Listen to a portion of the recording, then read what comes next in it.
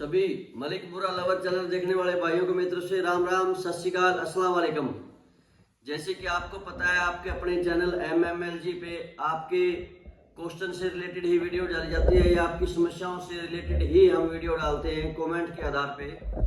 तो किसी भाई का कमेंट आया हुआ था, जब भैंस प्रेग्नेंट होती है या भैंस गब्बन होती है तो उस टाइम पे दूध क्यों घटा जाती है।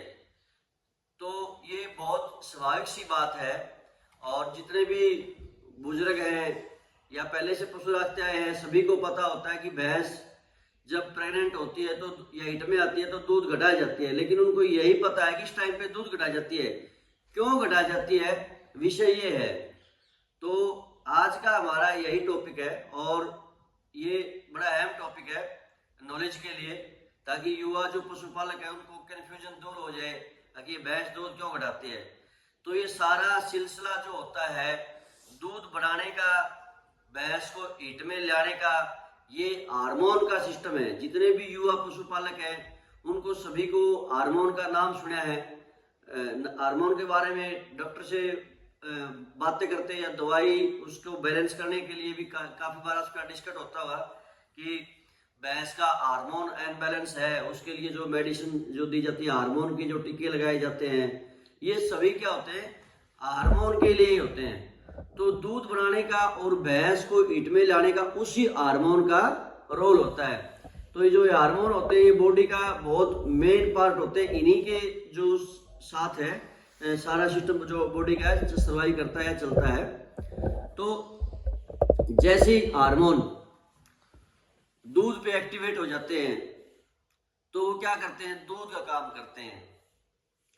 और जैसे ही वो हार्मोन यूट्रस में एक्टिवेट हो जाते हैं, जब भी हम कोई भी हीट में लाने की दवाई देते हैं तो वो हार्मोन कहाँ चले जाते हैं, यूट्रस में चले जाते हैं। तो आपको इस सिंपल भाषा में मैं आपको समझाऊंगा। आप सिंगल आदमी हो और आपके दो काम है, एक फैक्ट्री का काम है और एक डेयरी फार्मिंग का या खेती बाड़ी का काम है।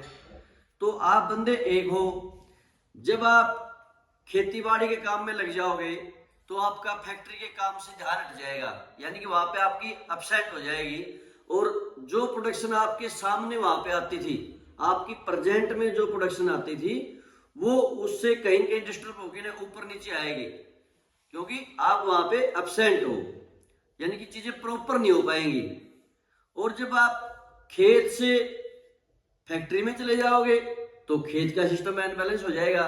वहां पे गया तो कोई खेत में बीमारी आ जाएगी या फसल कोई दूसरे जानवर नुकसान कर देंगे। तो यहाँ वहां एब्सेंट हो गए तो वहां नुकसान, वहां हो गए तो वहां नुकसान। सेम उसी तरह हार्मोन का यही काम है। जैसे ही ये बच्चादानी में एक्टिव हो गया तो भैंस को हीट में ले आएगा, फिर उसको कंसीव करवाएगा। तब लग उसका जो अंडा बनता है तब लग इसका काम वहीं पे रहता है, यूट्रस के अंदर, बच्चादानी के अंदर। तो जब ये वहां एक्टिव हो जाता है तो दूध के अंदर इसकी प्रेजेंटेशन कम हो जाती है, यानी कि वहां के जो हार्मोन होते हैं वो डिस्टर्ब हो जाते हैं, दूध वाले हार्मोन वो वहां डिवाइड हो जाते हैं।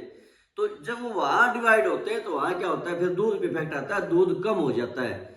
जैसे ही वो अपना पूरा काम निपटा के आएंगे, यूट्रस का जो भी है उसके भ्रूण तक का जो अंडा बनता है, अंडे तक का काम वहां कंप्लीट होने के बाद में, यानी कि पूरी तरह जब वो भैंस कंसीव कर गई, अंडा बन गया, उसके बाद में फिर वो दोबारा प्रोडक्शन पे एक्टिवेट हो जाएंगे, दूध पे आ जाएंगे और आपकी भैंस फिर वापस दूध पे आ जाती है।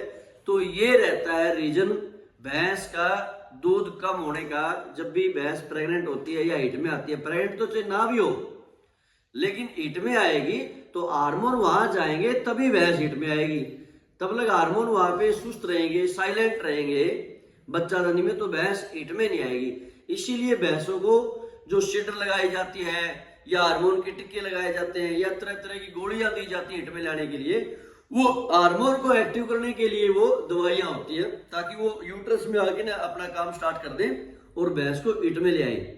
तो ये थी आज की छोटी सी वीडियो, भैंस का दूध कम होने का कारण। वीडियो आपको अच्छी लगे तो लाइक और सब्सक्राइब करें। धन्यवाद।